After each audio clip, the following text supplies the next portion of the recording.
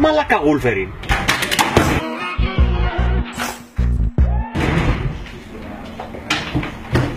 Καλημέρα Θανάση. Μπορείς να μην μου απευθύνεις το λόγο! Μου έχεις πάρει τα αυτιά!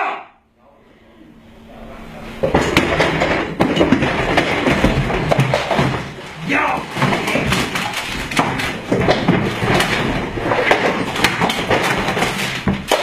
Σε ζήτησε η Ντίνα από το λογιστήριο. Να πάρω να μιλήσει και η κυρία Ντίνα και το λογιστήριο! Πού είναι να την πάρω! Πού είναι! Έρθω εδώ μωρέ! Έρθω να σε σκοτώσω! Ναι ρε! Η Ντίνα από το λογιστήριο! Άκου να δεις! Σάτσα και γαμίσου!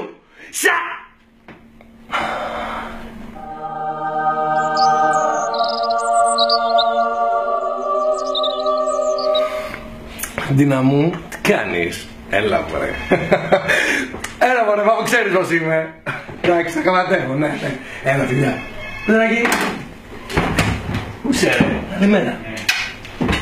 Καλημέρα. Αυτός πάει. Τι έχουμε σήμερα για πες.